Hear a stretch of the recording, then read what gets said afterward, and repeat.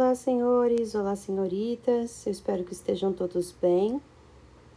Hoje nós vamos iniciar o período trovadoresco, né? Trovadorismo, que é a primeira escola literária portuguesa.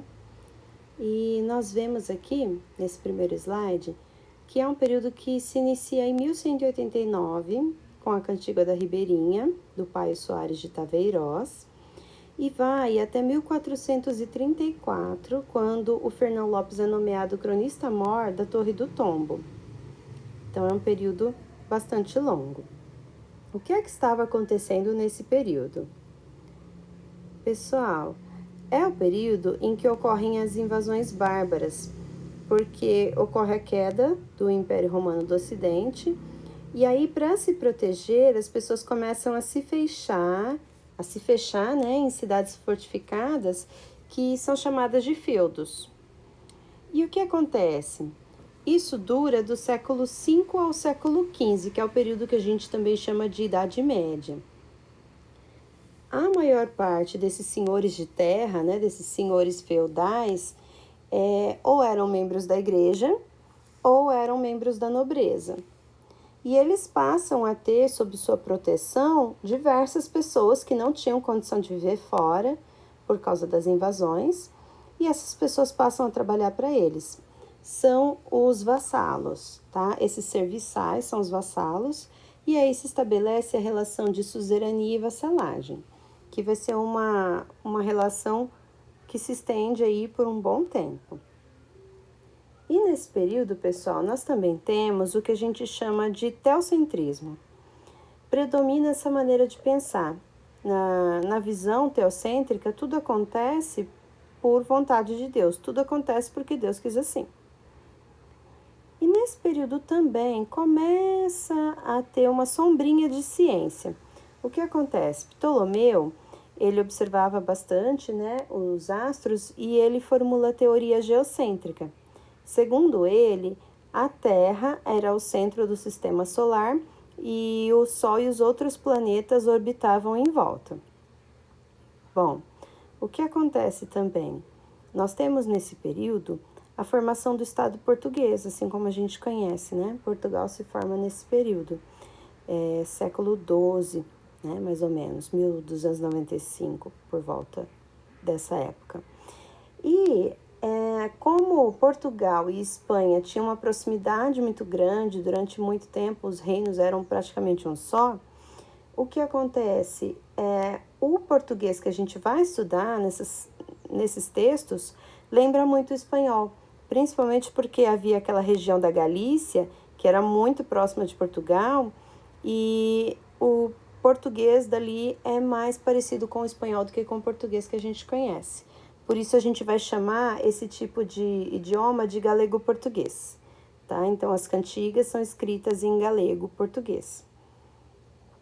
Bom, do ponto de vista cultural e artístico, nós também temos alguns fatores importantes para considerar.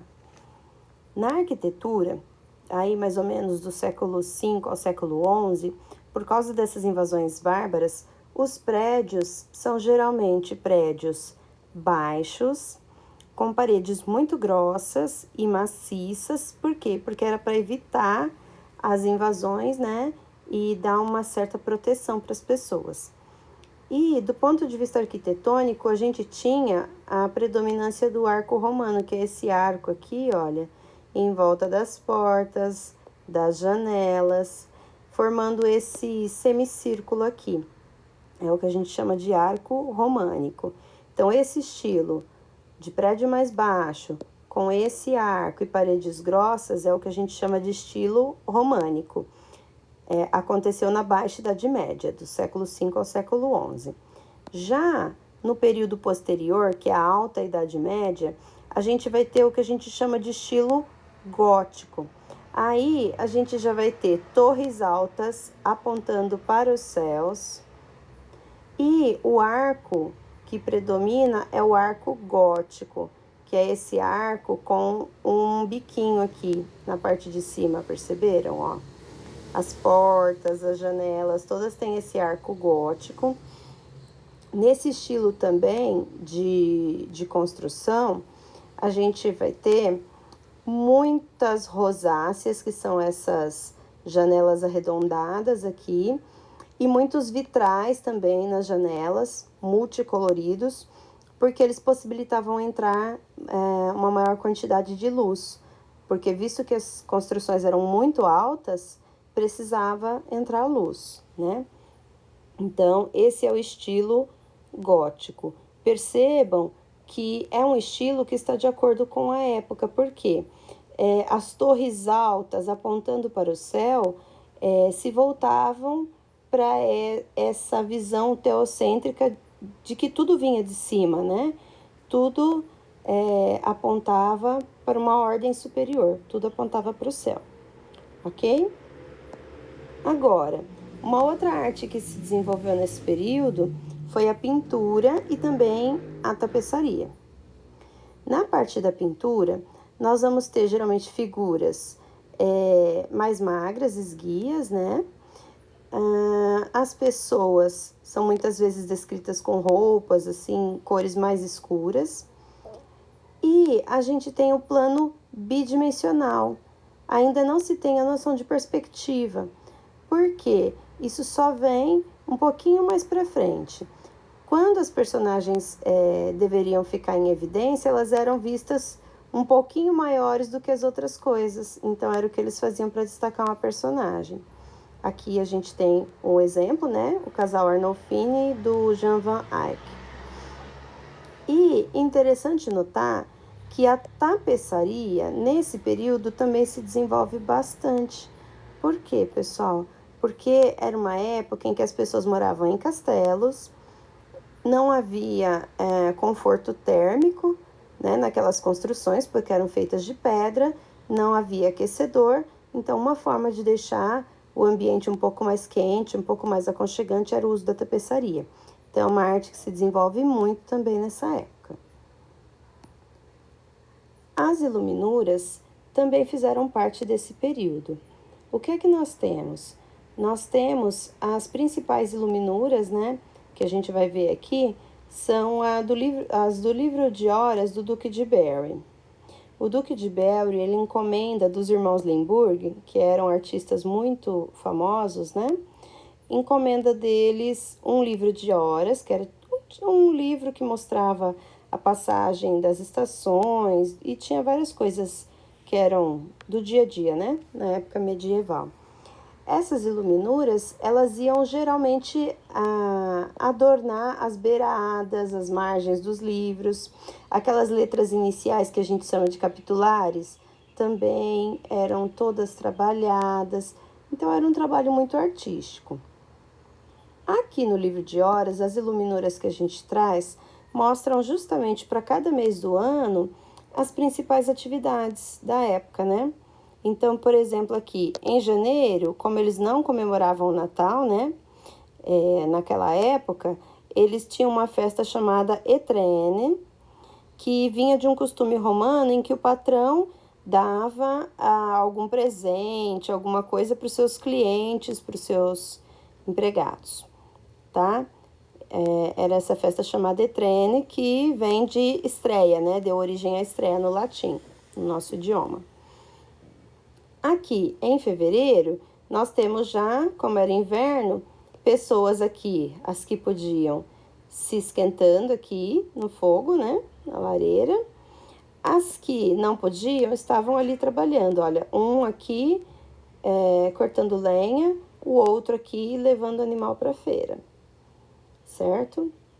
Passado esse período de mais neve, né, começam os primeiros trabalhos agrícolas. Então, aqui nós vemos um homem, né, com um arado puxado por tração animal.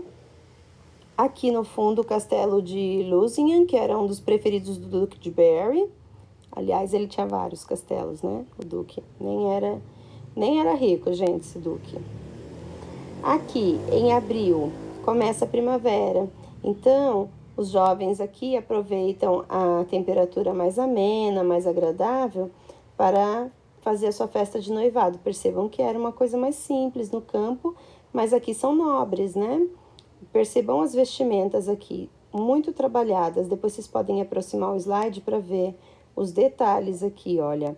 Os irmãos Limburg, eles pintam com tanto detalhe que dá para você ver como se fosse o bordado mesmo, né? Na roupa do noivo e da noiva aqui, certo? Bom, aqui em maio havia uma outra celebração que era a Libré de Maio, em que os nobres iam todos com roupa verde. Então, é por isso que eles estão aqui todos com roupa verde, né? E aqui eles supõem que seja o Palais de la Cité, em Paris. Já em junho, nós vemos aqui o início da colheita. Então, aqui as pessoas estão ajuntando, o que eu imagino que seja feno, né? Os homens, as mulheres ajuntando feno. Aqui, sim, é o Palais de la Cité e aqui na beirada a Sainte-Chapelle, que existe até hoje, né? Percebam a diferença aqui na vestimenta. Olha só, as moças aqui têm a roupa indo até no máximo na canela. Por quê? Porque eram camponesas, elas não podiam ter aquelas roupas compridas que iam até o pé, volumosas como a das nobres, porque restringia muito o movimento, né? Então a gente vê uma diferença muito grande entre a vestimenta dos nobres e dos camponeses. Até os homens aqui, ó, camponeses, tinham a roupa mais curta, né? Para poder se movimentar e trabalhar. Quem pode, pode, quem não pode se sacode, né, gente? Aqui, olha, mais alguns trabalhando. Em julho, eles faziam aqui a tosquia das ovelhas. Eles estão tosquiando as ovelhas aqui, alguns colhendo feno, estão vendo? Então, sempre as atividades cotidianas, né, que eram comuns para cada mês. Esse castelo aqui era um castelo que ficava às margens do rio Clain, em Poitiers. Aqui, no mês de agosto, era o mês da falcoaria, então era uma outra atividade que era muito comum entre os nobres, tá? Eles levavam os falcões para caçar, e aí os cachorros sempre iam junto, né? Os camponeses que tinham hábitos diferentes, quando podiam, iam nadar. Observem só aqui, nadando no rio, né? E muitos sempre trabalhando, né, gente? Sempre trabalho. Agora, aqui em setembro, pessoal, essa aqui é considerada a iluminura mais bonita dos irmãos Limburg. Percebam esse tom de azul, que é muito característico dos irmãos Limburg, e esse tom de verde também. Só eles conseguiam fazer esse tipo de tom de azul e de verde. Eles mesmos faziam a própria tinta, sabe? Maceravam uma flor lá que eles conheciam com lápis lazuli e dava esse azul maravilhoso, tá? Nessa iluminura, a gente vê a colheita das uvas, é o que a gente chama de vindima. Então, eles colhem, põem nas carroças e aí eles iam levando para os domínios do duque. Esse palácio aqui, no fundo, é o Palácio de Saumur, tá? Já aqui em outubro, a gente tem as pessoas novamente iniciando a semeadura do campo. Perceberam outro cavalo, outro arado com tração animal, esse um pouquinho diferente. E a diferença que a gente vê aqui, olha, na semeadura. Um jovem punha a semente na aba da roupa, né? E ia jogando aleatoriamente onde caísse para depois ver se dava, né, a produção. Bem diferente de hoje, né? Que a gente tem máquinas e tudo isso, tá? Esse aqui ao fundo é a versão original do Louvre, que foi por um bom tempo a residência real, né? Do Charles V. Agora, em novembro, a gente tinha a colheita da bolota de carvalho. Então, eles levavam os porcos para comer as bolotas que caíam, porque diferente de hoje, que os animais são tratados com ração, etc., naquela época eles aproveitavam o que tinha, né? Então, os animais iam aproveitar as bolotas de carvalho que caíam. E interessante observar que essa parte aqui da iluminura de novembro foi feita pelos irmãos Limburg, mas depois eles morrem. E essa parte de baixo já foi feita pelo Jean Colombe. ele que termina o livro de Horas, né, do Duque de Berry, porque os irmãos morrem e aí a última coisa que eles fizeram foi esse arco zodiacal aqui em cima, né? Essa última, já também feita por ele, pelo Jean Colombe, mostra no mês de dezembro os homens caçando aqui, percebam que eles colocaram vários cachorros aqui para encurralar um javali, né? Então, era muito comum a caça naquela época, porque a gente não tinha criações grandes como a gente tem hoje, né? Uma pecuária tão desenvolvida. Então, tinha muita caça ainda naquele período, sabe? É interessante ver como os hábitos mudaram. E aqui, na parte de trás, é o Palácio de Vincennes, tá? Que também foi por um tempo residência do rei da França. Muito interessante essas iluminuras, né, pessoal? Mostra bastante da época em que eles viviam. Agora, na música, pessoal, a gente tem o que a gente chama de música sacra, que era a música comum dentro das igrejas. Na música sacra, o único instrumento que eles usavam era o órgão, tá? E havia algumas regras também quanto ao canto. Eles sempre faziam músicas entoadas em uníssono, tá? Todas as vozes eram de homens, não tinha voz feminina, só homens, e todos eles tinham que cantar ao mesmo tempo, no mesmo ritmo, no mesmo timbre, sabe? Não tinha uma voz que se destacasse, tá? Porque eles achavam que assim, todo mundo é igual perante Deus, então todos tinham que cantar no mesmo tom. Ninguém poderia se destacar. Até esse tipo de canto, na época era chamado de cantochão. Hoje a gente conhece mais como canto gregoriano.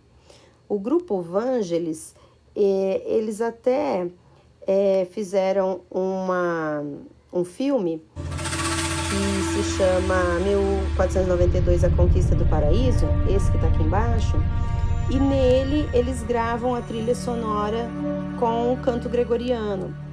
É bem interessante, né? Interessante a gente ouvir as vozes, como é que eles fazem essas vozes em uníssono.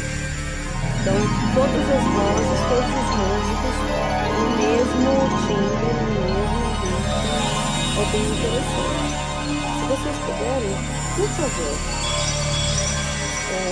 prestem atenção só um pouquinho aqui, para ver se vocês percebem o que eu estou dizendo. Eu, particularmente, acho muito interessante.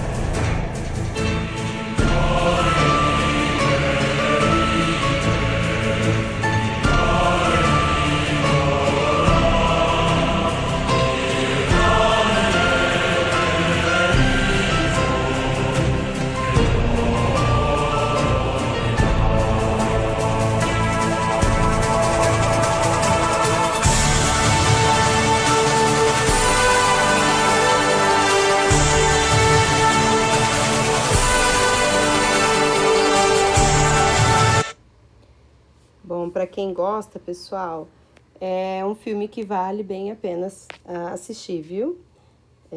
esse filme 1492. Mas voltando aqui, perceberam como o canto deles é sempre em uníssono, não tem uma voz que se destaca, todas cantam juntas e ao mesmo tempo, né? Mesmo timbre, mesmo ritmo. Mas nem todo tipo de música era assim. Fora da igreja, a música era mais livre, tá? É o que a gente chama de música profana. Música profana vem, né, do latim profanum, de fora do templo. Então, o que acontecia fora das igrejas. Essa era a música polifônica, a música que a gente conhece com várias vozes. Poderia ter uma voz que se destacasse, primeira, segunda voz e assim por diante. E também havia uma quantidade bem maior de instrumentos, tá? Diversos instrumentos, né? Rabeca, que é muito comum em Portugal, saltério, alaúde, a flauta, a chamarela, até a gaita de foles. Então, todos esses outros instrumentos eram usados nesse período na música profana, tá? Na música da igreja não podia.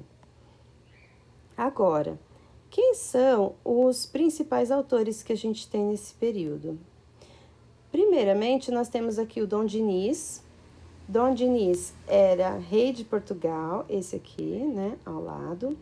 Dom Diniz foi um excelente trovador e escreveu bem mais de 100 cantigas, né? Então, tem uma obra muito vasta. Mas nós também temos aqui os principais escritores, tá? Coloquei só os principais, tem outros, mas aqui não dava para citar todos. Então, temos aqui o Martim Codax, muito conhecido, o João Garcia de Guilhade, o próprio Paio Soares de Taveirós, que é quem inicia o período, né? E o Bernardo de Bonaval. As cantigas eram as poesias daquela época. A gente vai ter dois tipos de poesia. A poesia lírica, que vai ser aquela que fala de sentimento, e a satírica, que é aquela que faz uma crítica. Dentro da poesia lírica, a gente vai ter as cantigas de amor e as de amigo. Mas, professora, por que cantiga? Olha, a gente chama a poesia desse período de cantiga porque elas tinham acompanhamento musical, tá? Então, elas eram poesias cantadas, vamos dizer assim. Na cantiga de amor, que é essa que vamos ver agora, a primeira característica é que o eu lírico era masculino. Então, o sentimento retratado era do homem.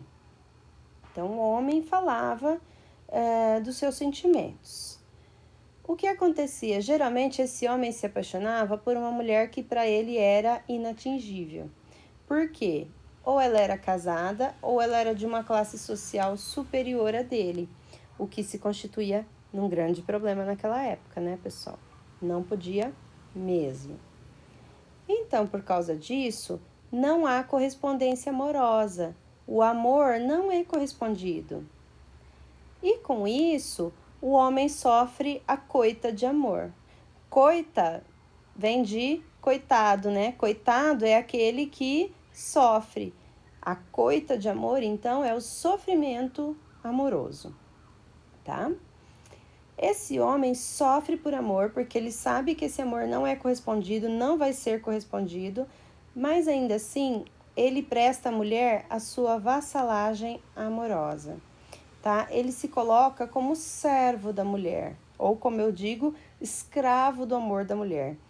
Ele mostra que mesmo que ela não vá corresponder ao amor dele, ela é a dona do seu coração e ele vai continuar a servi-la assim como ele puder. Bom, por causa disso, já que a mulher é a dona do coração dele, ele chama a mulher de senhor ou minha senhor, que é senhora ou minha senhora. Então, gente, bateu o olho numa cantiga, tá lá senhor ou minha senhor, tem que ligar o radar, pessoal. É uma cantiga de amor, tá? O homem chamando a mulher de senhora ou minha senhora.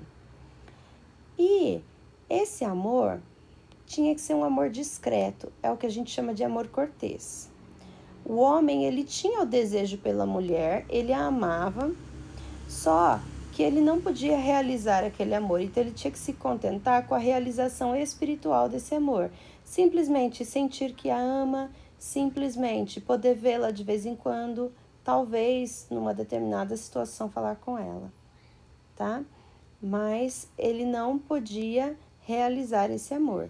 E ele também não podia falar quem era a mulher que ele amava, porque, principalmente se ela fosse casada, isso renderia grandes problemas para a mulher. E tudo que o homem não quer é trazer problemas para sua dama, para sua amada. Então ele tinha que manter o autodomínio. Por mais que ele a amasse, ele tinha que ser discreto, tá? Tudo isso, pessoal, acontecia no ambiente palaciano, tá? No palácio, entre os nobres. Então, é uma cantiga mais elitista. A cantiga de amor, ela surge na região de Provence, no sul da França. Então, por isso ela tem origem provençal. E esse tipo de cantiga também tem a profundidade de ideias e sentimentos. A cada verso, a cada estrofe, o trovador vai dando mais um aspecto desse amor, ou mais um aspecto relacionado a essa dama que ele ama. Então a gente diz que tem profundidade de ideias e sentimentos. E nesse tipo de cantiga, a gente não tem o paralelismo, que é a última característica aqui. A gente não tem paralelismo.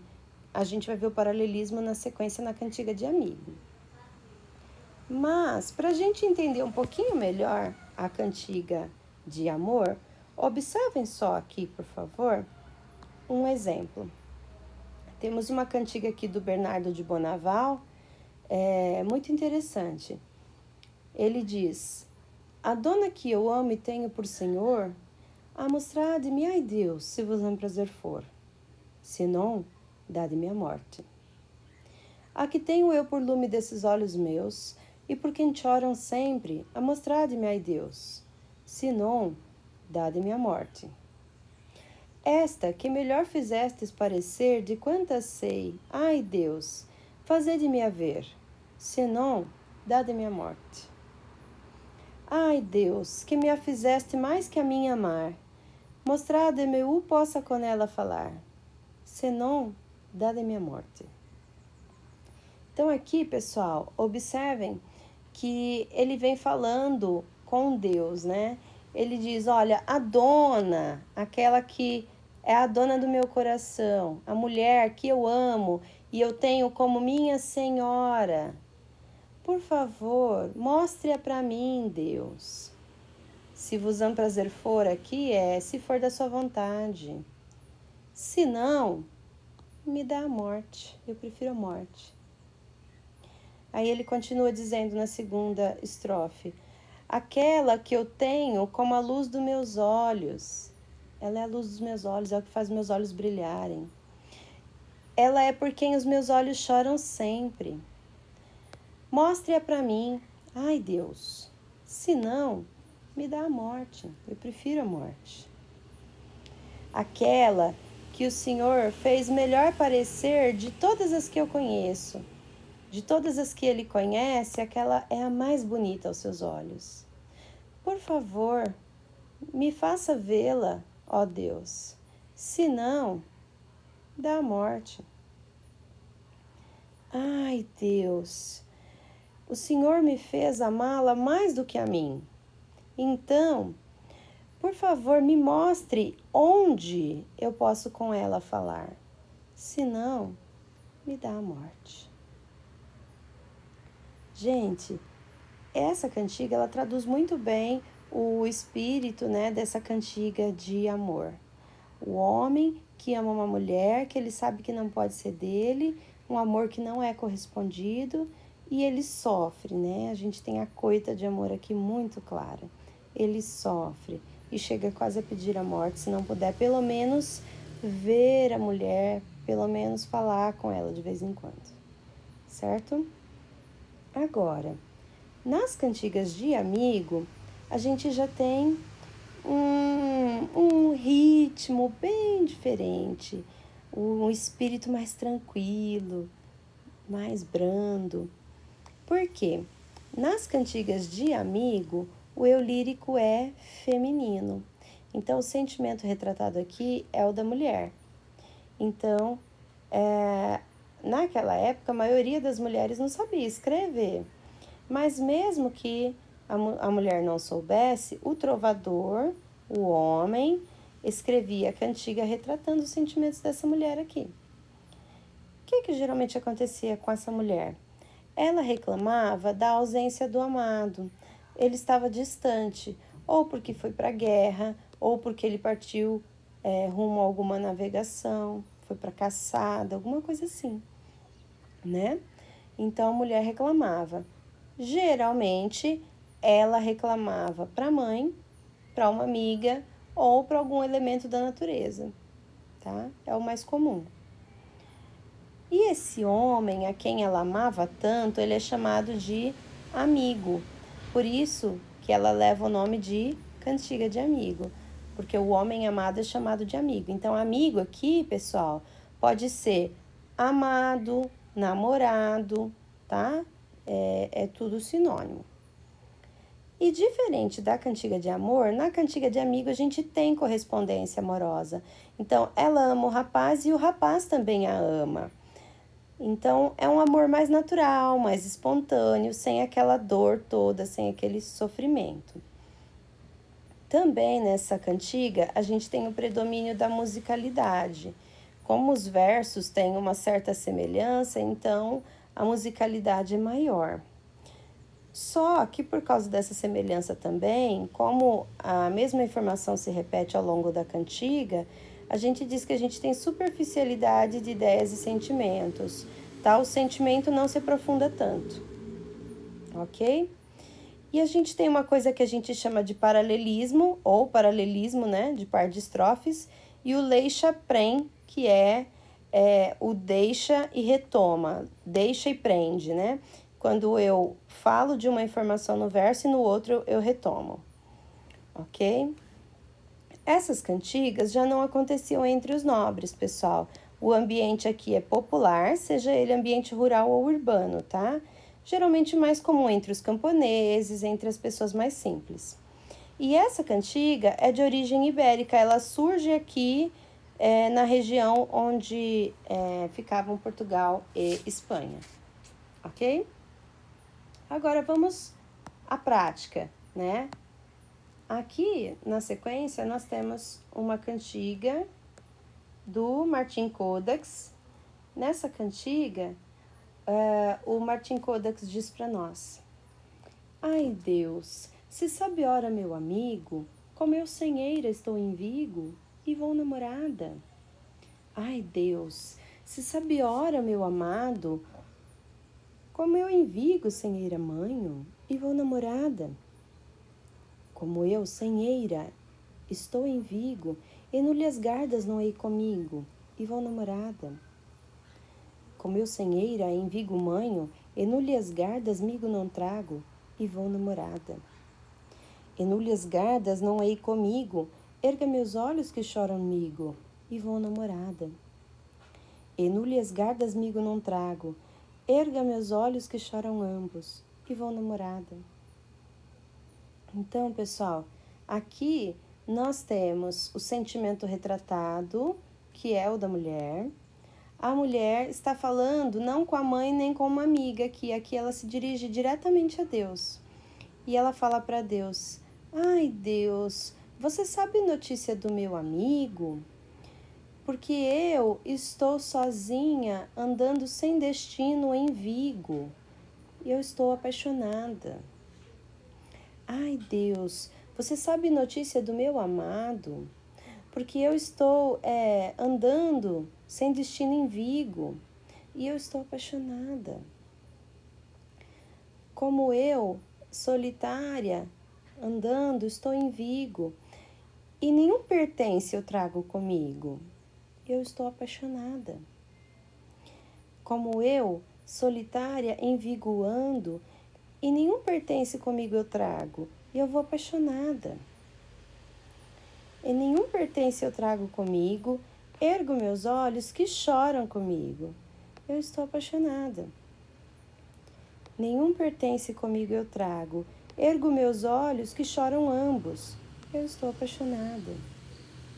Então, que acontece? Essa mulher aqui, ela está andando desnorteada pela cidade de Vigo, onde ela foi para tentar ter notícias do amado.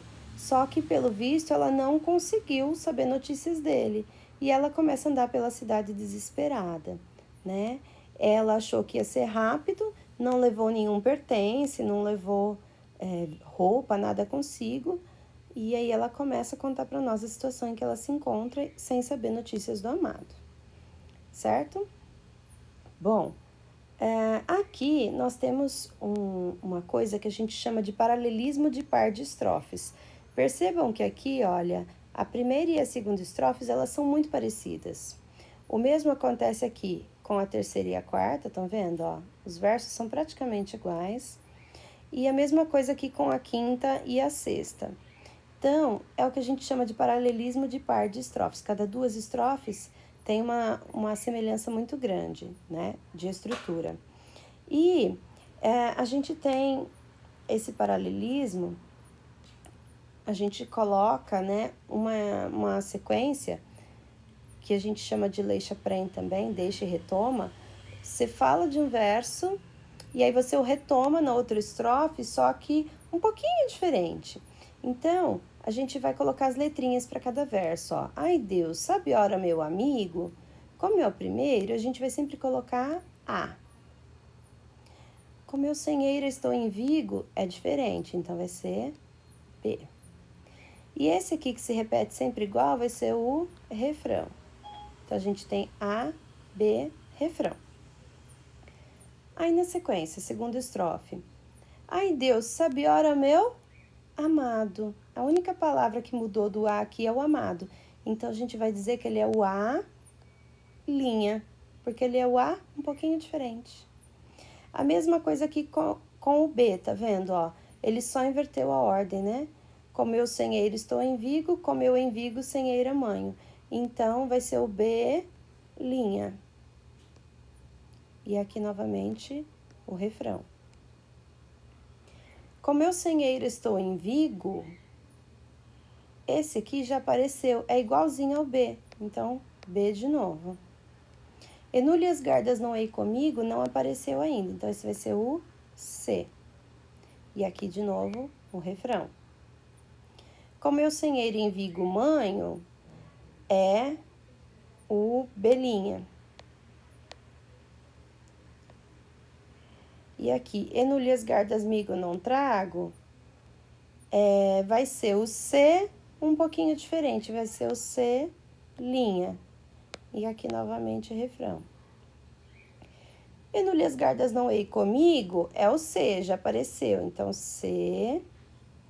Erga meus olhos que choram migo, esse não apareceu ainda, então vai ser D. Toda vez que aparece um verso diferente, eu mudo a letra. E aqui, de novo, o refrão. Enule as gardas migo não trago, opa, esse aqui é o C'. Erga meus olhos que choram, ambos. É quase igual o D aqui, só mudou a última palavra, então vai ser o D'. E aqui, novamente, o refrão, tá? Então, a gente vai ter sempre essa sequência. Se a gente for analisar as cantigas de amigo, a sequência é sempre essa. A, B, refrão, A', B', refrão, B, C, refrão, B', C', refrão, C, D, refrão, C', D', refrão, e assim vai até o Z, se eu quiser, né? É que as cantigas geralmente não eram tão grandes, mas dá para fazer a sequência e usar a estrutura até o Z. Tudo bem, pessoal?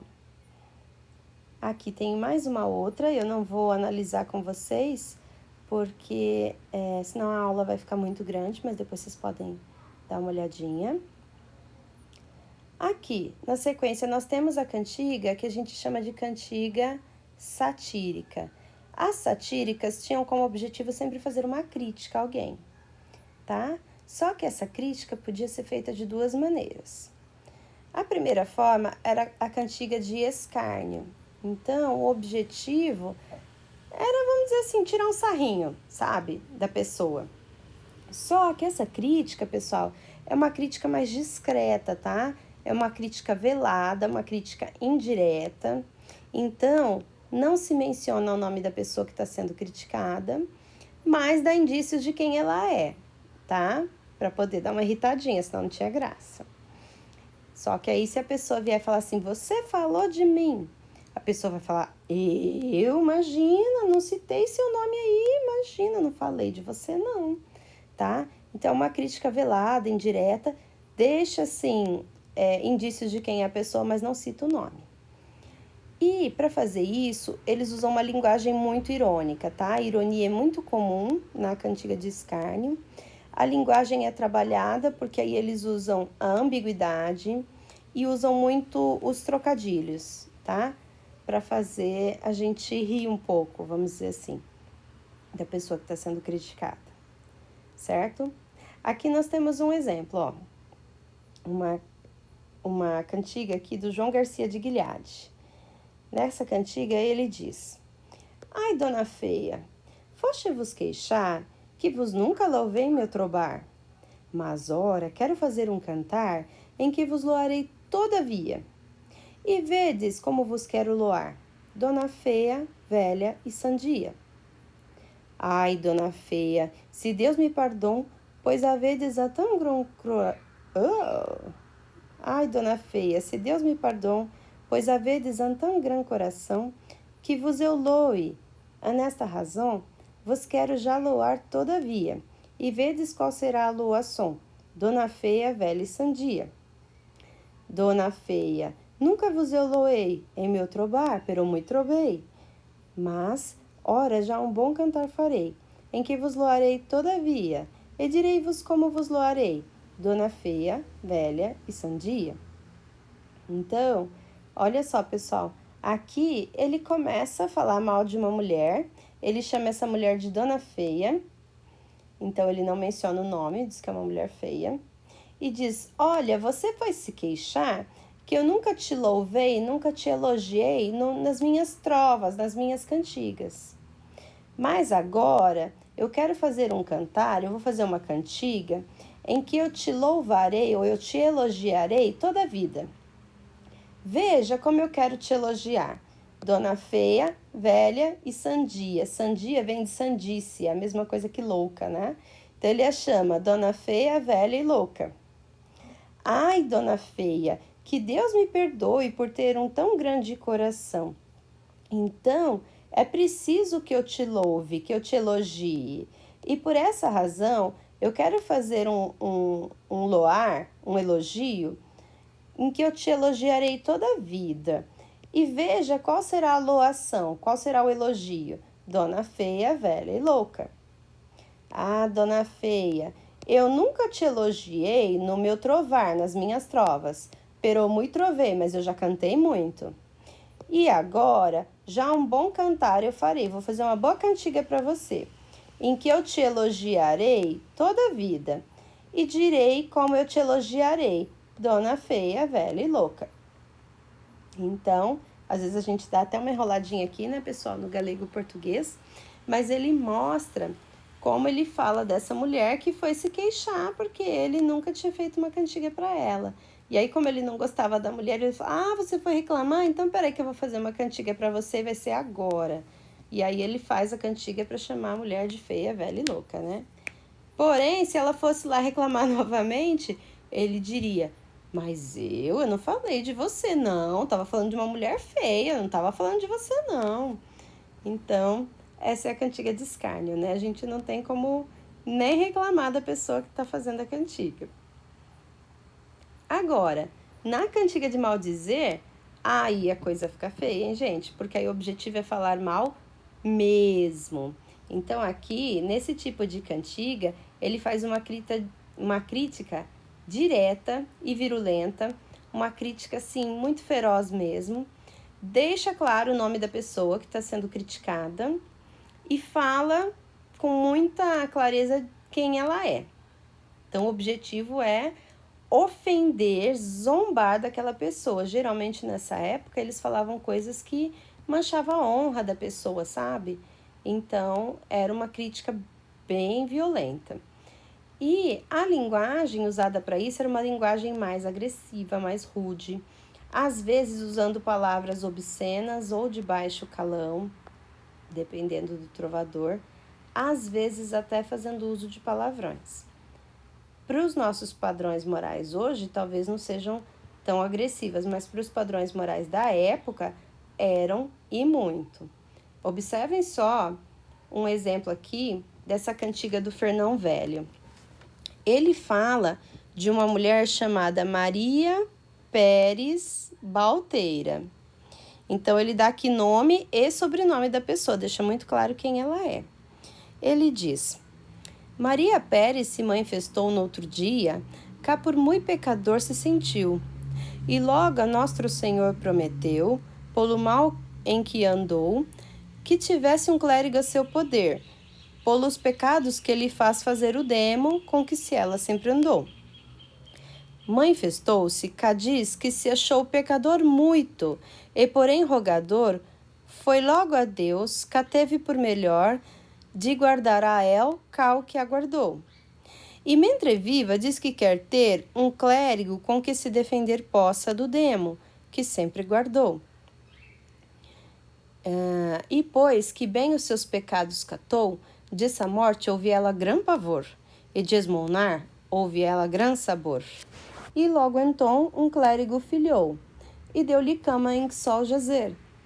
E diz que o terá mentre viver, a este afã todo por Deus filhou.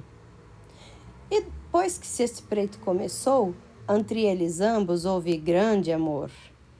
Entre ela, há sempre o demo maior, até que se Balteira confessou. Mas, pois que viu o clérigo cair, entre eles ambos ouvia perder o demo desde que se ela confessou.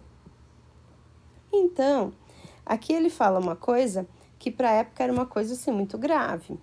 Ele diz que uma mulher chamada Maria Pérez Balteira foi ao padre e se confessou como muito pecadora.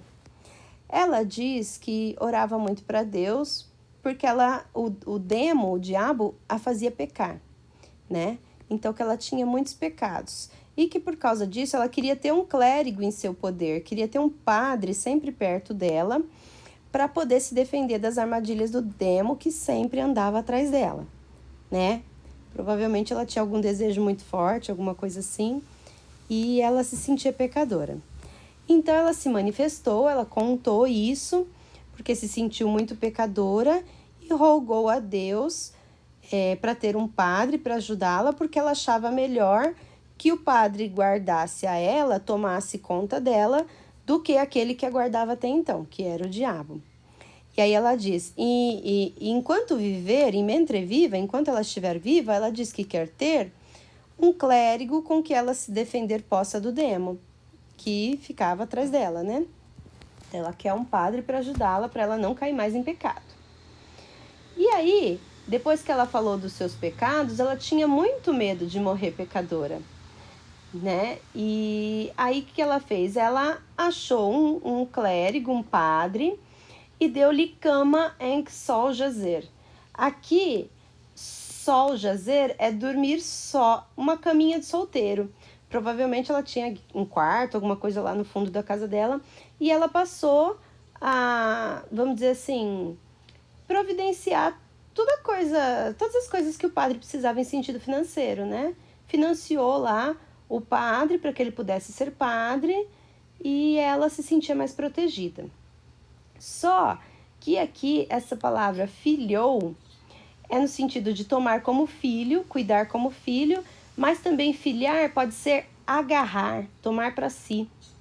Então aqui o trovador usa essa linguagem para mostrar para nós que a Maria Pérez foi dormindo com o padre. E aí diz que enquanto viver ela quer ter um padre consigo para se defender do demo, né?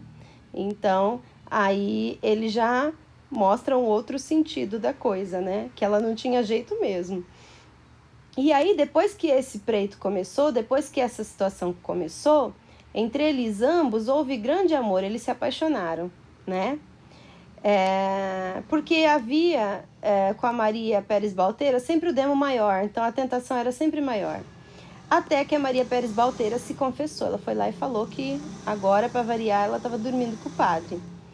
E aí, ela viu o clérigo cair, o padre perdeu a batina e a situação entre eles se pôs a perder, né? Eles tiveram que terminar o romance porque o demo venceu desde que ela se confessou.